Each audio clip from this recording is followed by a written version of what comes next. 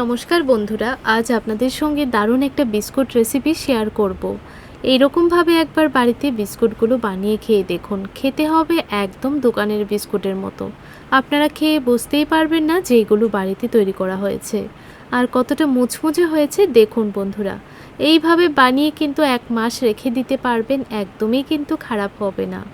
তো বিস্কুটগুলো তৈরি করার জন্য এখানে আমি হাফ কাপ নিয়ে নিলাম ঘি। আপনারা চাইলে ঘিয়ের বদলে বাটার ব্যবহার করতে পারবেন। এখন এখানে দিয়ে দিচ্ছি হাফ কাপ গুঁড়ো করা চিনি। চিনিটাকে মিক্সিতে গুঁড়ো করে দেবেন। এখন চিনি আর ঘিটাকে ভালো করে মিশিয়ে নেব। একটা হুইস দিয়ে খুব ভালো করে মিশিয়ে নিতে হবে। এইভাবে ভালো করে মিশিয়ে নিতে নিতে দেখবেন একদম ক্রিমের মতো হয়ে যাবে।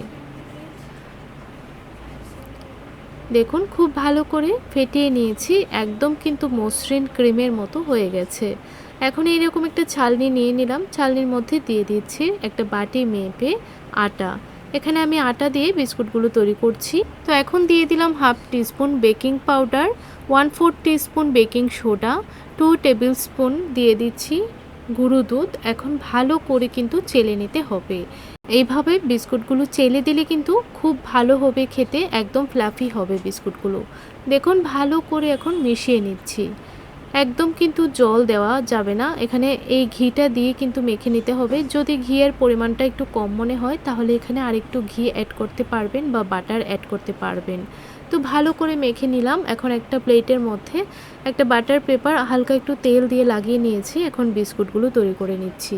আমি এইরকম একটা স্টিক দিয়ে বিস্কুটগুলোর উপরে এরকমভাবে একটু ছিদ্র করে দিচ্ছি, তাহলে দেখতেও ভালো লাগবে, খেতেও ভালো লাগবে।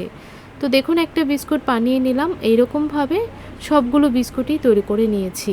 এইভাবে একটু একটু জায়গা রেখে বিস্কুটগুলো দেবেন, তাহলে বেক করার পরও বিস্কুটগুলো কিন্তু একটার গায়ে একটা লেগে যাবে না।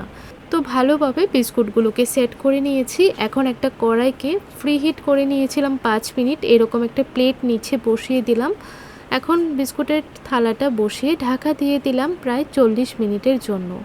আর ছিদ্রটা অবশ্যই বন্ধ করে দেবেন। 40 মিনিট পর ঢাকনাটা তুলে দিলাম। একটু ঠান্ডা হয়ে যাবার পর প্লেটটা নামিয়েছি।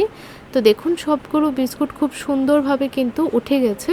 একটা প্লেটের মধ্যে সার্ভ করলাম। আর বিস্কুটগুলো কতটা মুচমুচে হয়েছে দেখুন।